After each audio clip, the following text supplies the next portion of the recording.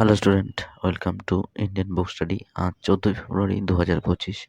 Daily অনলাইনের current affairs এবং static GK question আলোচনা করব। তো চলো শুরু করা যাক। প্রথম কোশ্চেন, ব্রাসেলসে ন্যাটো সেক্রেটারি জেনারেল দায়িত্ব নিলেন কে? তিনি হলেন নেদারল্যান্ডের প্রাক্তন প্রধানমন্ত্রী মার্ক রুটে। নেক্সট কোশ্চেন, প্রথম মহিলা অফিসার হিসাবে আর্ম ফোর্সেস মেডিকেল সার্ভিসের ডিরেক্টর জেনারেল হিসাবে দায়িত্ব নিলেন কে? তিনি হলেন সার্জন ভাইস অ্যাডমিরাল আরতি সোরেন। নেক্সট কোশ্চেন, 3 নম্বর কোশ্চেন, সনি পিকচার্স এন্টারটেনমেন্টের নতুন চিফ এক্সিকিউটিভ অফিসার হতে চলেছেন কে? তিনি হলেন রবি আহুজা।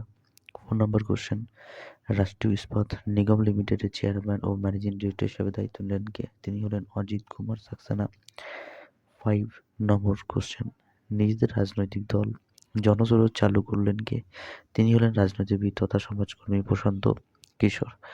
নেক্সট কোশ্চেন, 6 নম্বর কোশ্চেন, উদ্ভিজ্জ তেল থেকে বনস্ফীত ঘি তৈরির জন্য কোন গ্যাস ব্যবহৃত হয়? সেটা হচ্ছে হাইড্রোজেন গ্যাস। এর ফর্মুলা হচ্ছে H2 এবং পারমাণবিক সংখ্যা হলো 1। নেক্সট কোশ্চেন, মানবদেহে স্বাভাবিক রক্ত সঞ্চালনের জন্য কোন ভিটামিনের প্রয়োজন হয়? সেটা হলো ভিটামিন কে। 8 নম্বর কোশ্চেন, জাতীয় গান বন্দে মাতরম প্রথম কোথায় গাওয়া হয়? এটি 1896 সালের জাতীয় কংগ্রেসের কলকাতা অধিবেশনের সভাপতি ছিলেন মোহাম্মদ রহিমতুল্লাহ সাহানি।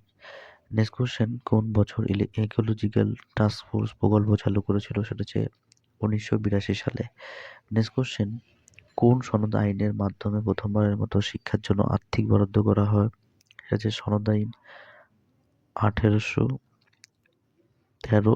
এই আইনে প্রথমবারের মতন শিক্ষার জন্য 1 লাখ টাকা বরাদ্দ করা হয়। এই ছিল আজকের মতন 10টা ইম্পর্টেন্ট ওয়ান লাইনার কোশ্চেন। আবার দেখা হচ্ছে আগামীকাল সকাল ঠিক 6টায়। নমস্কার।